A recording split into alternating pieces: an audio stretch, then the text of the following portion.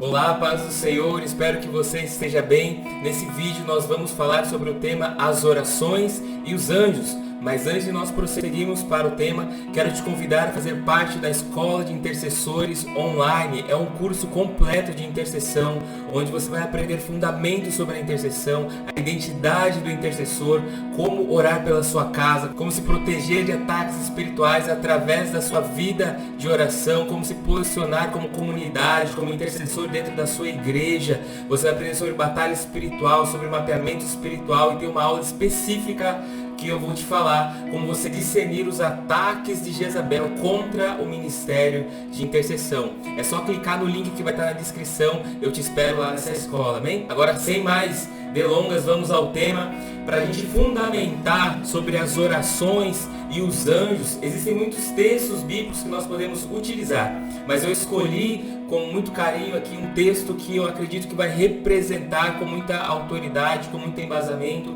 esse tema que está em Atos capítulo 12, versículos 5 ao 12, que nos diz o seguinte: E assim Pedro estava preso e era vigiado pelos guardas, mas a igreja continuava a orar com fervor por ele. Na noite antes do dia em que Herodes ia apresentá-lo ao povo, Pedro estava dormindo, preso com duas correntes entre dois soldados, e havia guardas de vigia no portão da cadeia. De repente, apareceu um anjo do Senhor, e uma luz brilhou dentro da cela. O anjo tocou no ombro de Pedro, acordou e disse: Levanta-se depressa. Então as correntes caíram das mãos dele. Aperte o cinto e amarre as sandálias, disse o anjo.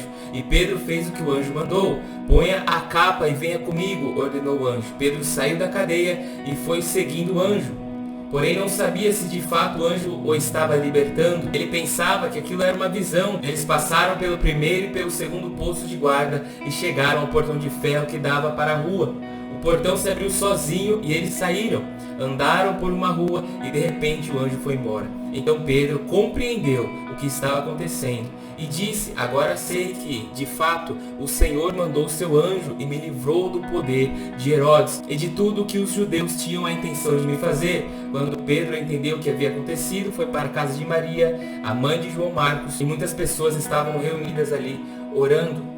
Acredito que nada na palavra do Senhor está ali escrito à toa. E esse texto tem muito do que nos ensinar dentro desse tema, as orações e os anjos de Deus. Ou seja, esta associação, esta conexão que há entre as orações, que há entre as orações de intercessão e a movimentação do ministério angelical, a movimentação do ministério dos anjos.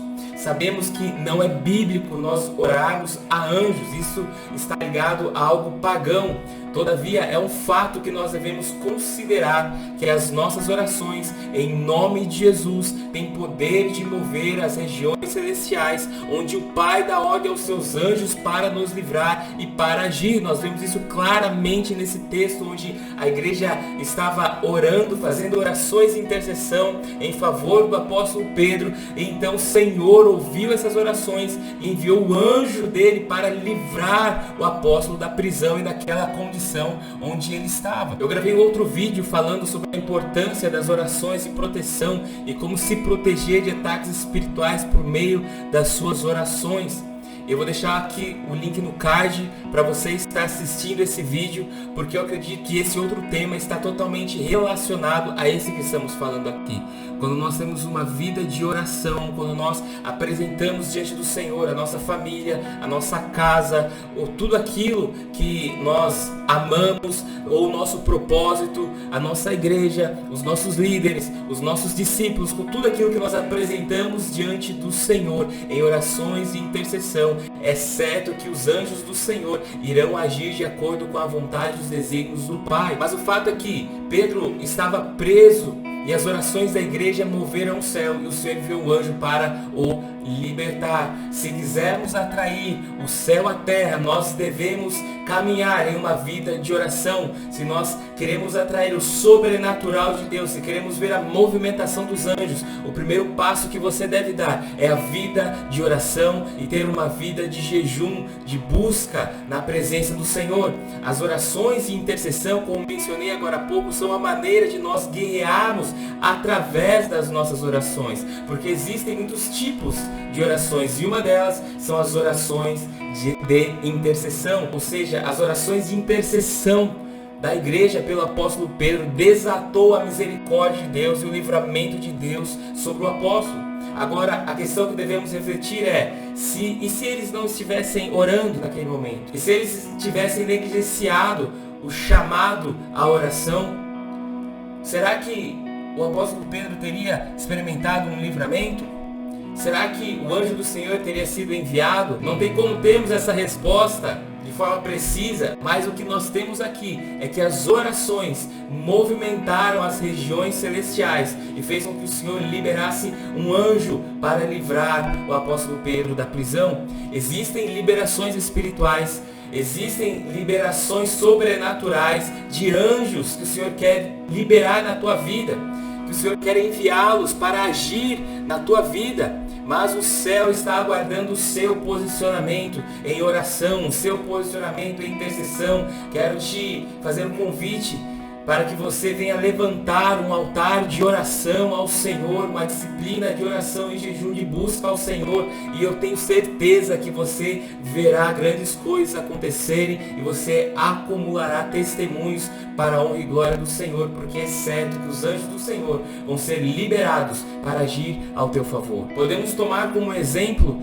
a passagem que está em Lucas 22, do versículo 41 ao 43, quando o nosso Senhor Jesus está orando e o Senhor enviou um anjo para que ele fosse fortalecido.